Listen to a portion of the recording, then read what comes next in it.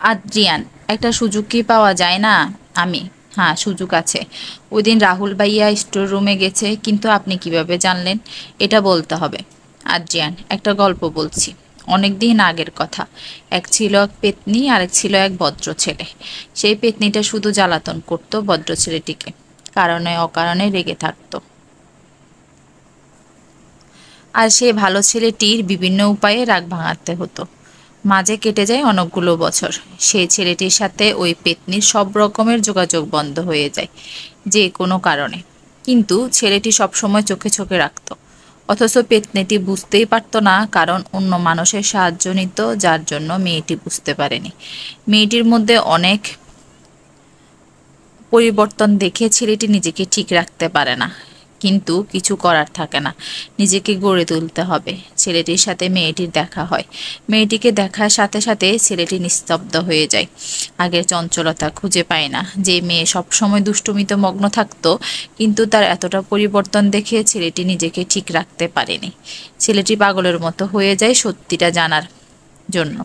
কারণ বাসা থেকে বের হলে মেয়েটি যা যা করে সবকিছু ছেলেটি জানতে পারে। বাসার ভেতরে কিছুই জানে না। তাই ছেলেটি বাড়ির ভিতরে গোপন ক্যামেরা রাখে। বিশেষ করে একটা রুমের সামনে ক্যামেরা লাগিয়ে রাখে, যেখানে ওই মেয়েটি থাকতো। কিন্তু বিকেলের দিকে মেয়েটি ব্যাগ নিয়ে নিজের রুম থেকে বের হলো। তখন ছেলেটি পিছু নেয়, দেখে মেয়েটি স্টোর রুমে গেছে।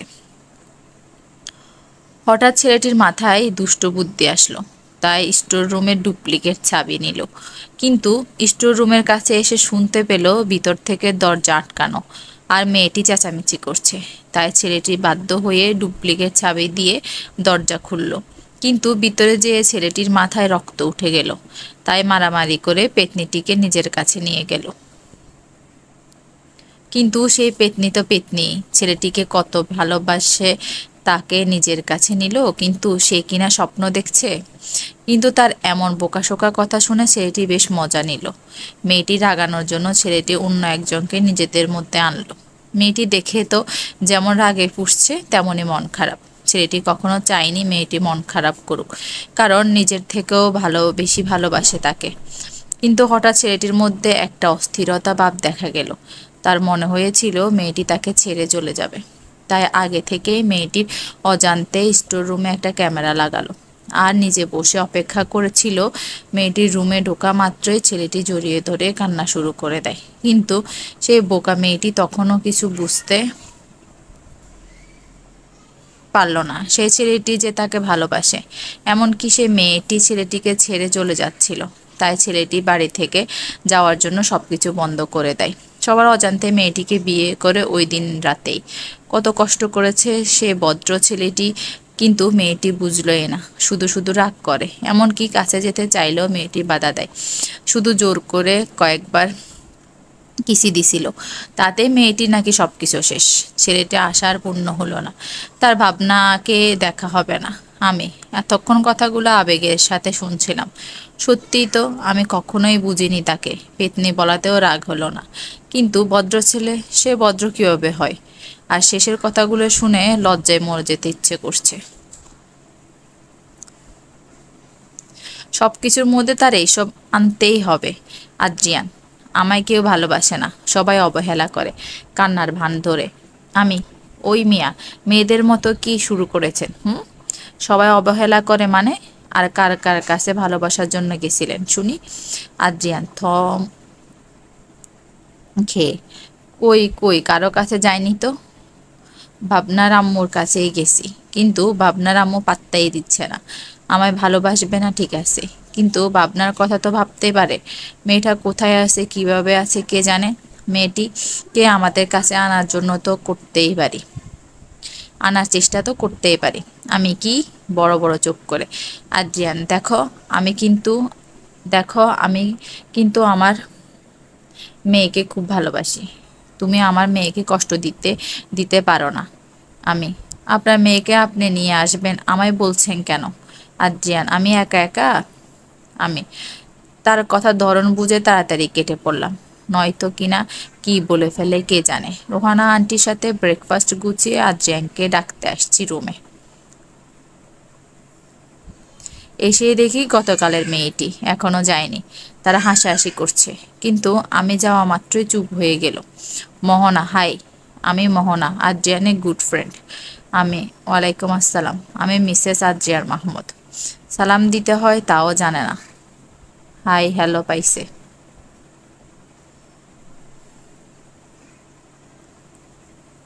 আর কিছু লাগে না তাদের, যত সব। আমার কথা শুনে মেয়েটি অপ্রস্তুত হয়ে পড়ল। মুখের অবস্থা দেখে খুব হাসি পাচ্ছে কিন্তু নিজের হাসিকে খুন করতে হলো। আমার জামাইয়ের পিছনে গুড়গুড় করা দেখাচ্ছি কত দানে কত চাল।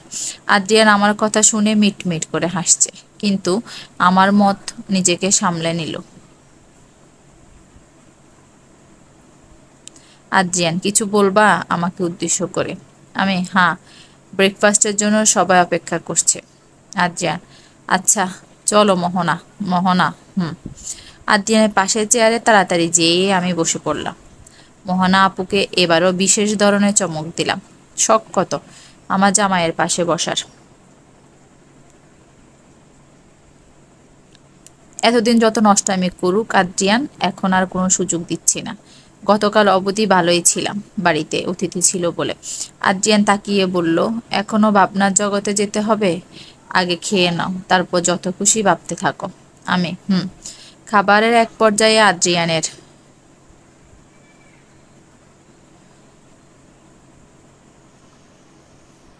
কথায় বিষম খেলো মাসুদ সাহেব। আদ্রিয়ান, আচ্ছা আব্বু, আমার দাদু বাড়িতে আমরা থাকি না কেন? আমার যতটুকু মনে পড়ে দাদা বাড়ির সীমানায়ও পা রাখিনি কখনো। মাসুদ মাসুদ সাহেব ছেলের দিকে তাকিয়ে রইলেন, কিছু না বলে মনমরা হয়ে উঠে গেলেন। আদ্রিয়ান, ভয় পাচ্ছ? যতবারই তোমার কাছে জানতে চেয়েছি ততবারই এড়িয়ে যাচ্ছ। কি লুকাচ্ছ? এমনকি আমার দাদা বাড়িতে কে কে আছে সেটা পর্যন্ত জানি না। মাসুদ সাহেব, দাদা নেই তোমার? আদ্রিয়ান, কাকা তো আছে। মাসুদ সাহেব আদ্রিয়ানের কথা শুনে থমকে গেলেন। ছেলের মুখে নিজের নরপশু ভাইয়ের কথা শোনার জন্য প্রস্তুত ছিলেন না। আদ্রিয়ান, আব্বু, আগে যা কিছু হইছে তুমি শেয়ার করো না কারো সাথে, কিন্তু এখন তোমার ছেলে বড় হইছে, তুমি চাইলে সব কিছুই বলতে পারো। ছেলে বড় হলে বাবার শক্তি অনেকটা বেড়ে যায়। নিশ্চয়ই এই কথাটি তোমার অজানা নয়। মাসুদ সাহেব কিছু না বলে চলে গেলেন। সবাই চুপচাপ হয়ে গেল। কাকার কথা বলাতে এমন করছেন কেন? মাসুদ সাহেব আশিক আদ্রিয়ানের কাঁধে হাত রাখলো। আদ্রিয়ান কিছু না বলে হাত ধুয়ে উঠে গেল। সবাই যার যার মতো চলে গেল। কারো মুখে কোনো কথা নেই। রুমে যেয়ে দেখি আদ্রিয়ান গুটিসুটি দিয়ে বসে আছে। যত যাই হোক, আমার একটা মাত্র বজ্জাত স্বামী, এভাবে চুপচাপ থাকলে ভালো লাগে না। তাছাড়া তার মনও ভালো নেই। আমি পাশে যেয়ে বসা মাত্রই আমার কাঁধে মাথা রাখলো, কিন্তু তাকে এভাবে চুপচাপ থাকলে ভালো লাগে না।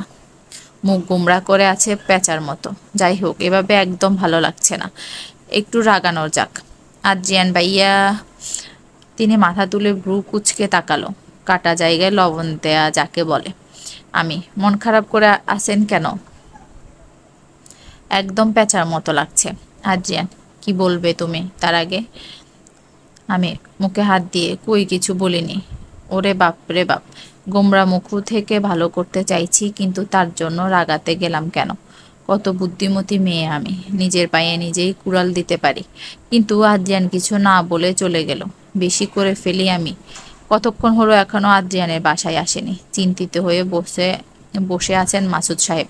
রোহানা বেগম মাসুদ সাহেবের দিকে চোখ রাঙিয়ে তাকালেন। তিনি কখনোই মাসুদ সাহেবের কাছে জানতে চাননি তিনি পরিবার থেকে আলাদা আছে কেন।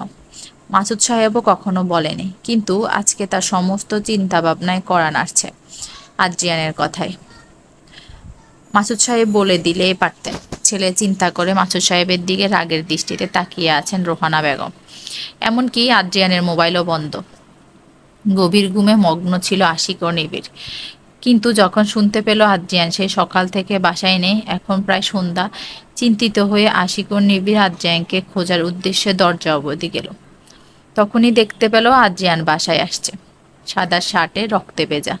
সবার সামনে আসা মাত্রেই রোহানা বেগমের আগেই মোহনা দৌড়ে জড়িয়ে ধরে হাউমাউ করে কাঁদা শুরু করলো। ঘটনার আকস্মিকতায় সবাই স্তব্ধ হয়ে আছেন। আমি রোহানা আন্টির পাশে বসেছিলাম। যা ঘটলো সবকিছু চোখের সামনেই। হাত পা বরফের মতো হয়ে গেল। শুধু আদ্রিয়ানের দিকে তাকিয়ে আছি। তার সাদা শার্ট যে রক্তে মাখা তার জন্য, নাকি শুধু মোহনা আপুরের জন্য?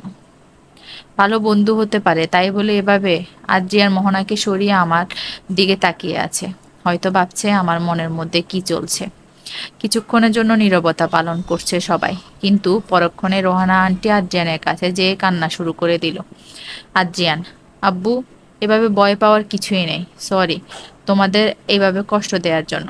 আসলে আমার এক বন্ধু মোটরসাইকেল অ্যাক্সিডেন্ট করেছে, ওরে নিয়ে ব্যস্ত ছিলাম। অন্য কোনো দিকে খেয়াল ছিল না। আর মোবাইলটাও কোথায় যেন পড়ে যায়। রোহানা বেগম, বোকা বানাচ্ছিস আমাদেরকে? কান্না করে। এই যে রক্ত মাখা শার্ট পরে আছো, এখানে কান্না করে যাচ্ছেন? আদ্রিয়ান, পুরনো ফ্রেন্ডরা আড্ডা দিচ্ছিলাম, তখনই পোলোয় বাইক নিয়ে আসে, কিন্তু আমাদের কাছাকাছি আসা মাত্রই একটা অটোর সাথে ধাক্কা খায়। মুহূর্তের মধ্যে কিভাবে যে কি হয়ে যায় বুঝতে পারি না। বলে আদ্রিয়ান একটা দীর্ঘশ্বাস ফেললো। আদ্রিয়ান রুমের উদ্দেশ্যে পা বাড়ালো। রোহানা আন্টি তাকে তার সাথে আসতে বললেন। আমিও বাধ্য মেয়ের মতো আদ্রিয়ানের পিছন পিছন রুমে আসছি। এখন আর কোনো ঝামেলা করতে চাই না। এমনিতেই বন্ধুর জন্য কষ্ট পাচ্ছেন, আর আমি ওইভাবে দুষ্টামি না করলে হয়তো এভাবে রাগ করে যেত না। রুমে আসা মাত্রই আদ্রিয়ান দরজা লাগিয়ে দিল। এখন আরো ভয় লাগছে না? তার মোহনা আছেই তো। তার যখন কাউকে জড়িয়ে ধরতে ইচ্ছে করবে, মোহনা তো আছেই। আদ্রিয়ান, সরি, মাথা নিচু করে। এভাবে চিন্তায় ফেলতে চাইনি। আসলে মোবাইল কোথায় যে হারিয়ে যায় বুঝতে পারিনি। আমি ভাবছি মোহনার কথা বলবে, এখন দেখছি অন্য কথা। তার মনে হয় ভালোই লাগছিল। আচ্ছা ঠিক আছে, যা হবার হয়েছে, এখন ফ্রেশ হয়ে রেস্ট নিন। তার জন্য শার্ট বের করলাম। একবারের জন্য তার দিকে তাকাইনি। মেজাজ খারাপ হয়ে গেছিল। বউ থাকা সত্ত্বেও অন্য মেয়েরা এভাবে জড়াজড়ি করবে, আর তিনি হাসি মুখে চলে আসবেন। থাকুক তিনি তার মতো, আমিও আমার মতো থাকতে পারবো। তিনি রক্তমাখা শার্ট পরা অবস্থায় আমার কাছে আসলেন। আদ্রিয়ান, রেগে আছো? মাথা নিচু করে। আমি আমি রাগ করি না। আর আপনি আমার সাথে এমন ব্যবহার করেননি যার জন্য রেগে থাকবো। আদ্রিয়ান, দেখেই বোঝা যাচ্ছে। আসলে তোমায় একবার ভাইয়া বলতে নিষেধ করছি, কিন্তু আবারও বলছো, তাই রেগে চলে গেছিলাম। আমার রাগ উঠলে মাথা ঠিক থাকে না, তাই আগে থেকে সরে গেছি। নয়তো অজান্তে যদি কষ্ট দিয়ে ফেলতাম। মাথা নিচু করে। আমি বুঝতে পারছি। তার জন্য হয়তো মোহনা আপু জড়িয়ে ধরছে, কারণ আমি তো কখনো এমন কিছু করিনি। চোখে পানি টলমল করছে। আদ্রিয়ান, আসলে মোহনা এমন কিছু করবে ভাবতে পারেনি। তাছাড়া ও যে পরিবেশে বড় হয়েছে, তার মধ্যে এটা কিছুই না, তাই মন খারাপের কিছু না। আমার কাছে এসে কথাগুলো বললেন। একদম কাছে আসবেন না। আর এই রক্ত মাখা শার্ট সরিয়ে ফেলুন, ভয় লাগে বলে বারান্দায় আসছি। একটু পরে তার ডাক পড়লো। সবকিছু তো গুছিয়ে দিয়ে আসছি, তাহলে এখন আবার কি দরকার? কিন্তু রুমে এসে দেখি বজ্জাত জামাই শুধু তয়লা পরে চুল ঠিক করছে। লজ্জা বলতে কিছুই নেই তার। বেশ বুঝতে পারছি এভাবে কেউ থাকে, তাও আমার মতো একটা নিষ্পাপ মেয়ের সামনে। আদ্রিয়ান, মনে মনে ভেবেও কোনো কাজে নেই, সব কিছু বুঝতে পারি। কিছুদিন ছিলাম তো ভাবনার আম্মুর সাথে, তাই তার মনের কথা পড়তে পারি। আমি চোখ বড় বড় করে তাকালাম। তিনি হেসে বললেন, এভাবে তাকানোর কিছু নেই। আমি এমনিতেই সুন্দর, বলা তো যায় না কখন নজর লেগে যায়। তার মতিগতি বোঝা মুশকিল। এই অবস্থায়ও এভাবে কথা বলে যাচ্ছেন। আমি আপনার দিকে ওই গসিটিদের মতো তাকিয়ে থাকার কোনো ইচ্ছে আমার নেই। আমি তাকালে নজর লাগে, আর তারা জড়িয়ে ধরলে ভালো লাগে, তাই না? আদ্রিয়ান আমার কাছে এগোতে এগোতে বললেন, কেন, তোমার হিংসে লাগে নাকি কষ্ট লাগে? হেসে আমি, হিংসে কষ্ট কিছুই লাগে না, আর আমার কিছু দরকারও নয়। আদ্রিয়ান, আমার তো কষ্ট লাগে। বউ আমায় একটু ভালোবাসবে না, অন্য মেয়েদেরকে ভালোবাসতে দিচ্ছেও না। আমি নিষেধ করছি নাকি? রেগে যান না, অন্য মেয়েদের কথা বলছেন তিনি। তার মানে অন্য কেউ যাই করুক তার ভালোই লাগে। আদ্রিয়ান আমার কানের কাছে পিষপিষিয়ে বললেন, বাচ্চা বউ সম্মতি দিচ্ছে যখন, তাহলে তো কোনো বাধাই নেই। কথাটি শোনা মাত্রই গলাটা চিপে ধরলাম। সাহস কত! আমি তো আবেগে বলছি কথাগুলা, কিন্তু তিনি সত্যি ভাবলেন। কিন্তু পরক্ষণে ছেড়ে দিলাম। আদ্রিয়ান, ওরে গুন্ডি বউ আমার, এভাবে কেউ স্বামীকে অত্যাচার করে? একটু হলেই তো উপরে পাঠিয়ে দিতে। আমি মাথা নিচু করে দাঁড়িয়ে রইলাম। আদ্রিয়ান, আচ্ছা সরি। আমি আদ্রিয়ান, সরি তো, এভাবে মন খারাপ করলে আমার ভালো লাগে না। তিনি আমার চুলগুলো কানে গুজে দিলেন এবং কপালে ভালোবাসার পরশ এঁকে দিলেন। মাসুদ সাহেব আদ্রিয়ানের মুখোমুখি বসে আছেন। আজকে ছেলের কাছে তিনি কিছুই গোপন রাখবেন না। তিনি রোহানা বেগমও পাশে আছেন। মাসুদ সাহেব কথাগুলো বলছেন আর চোখ দিয়ে নোনা জল পড়ছে।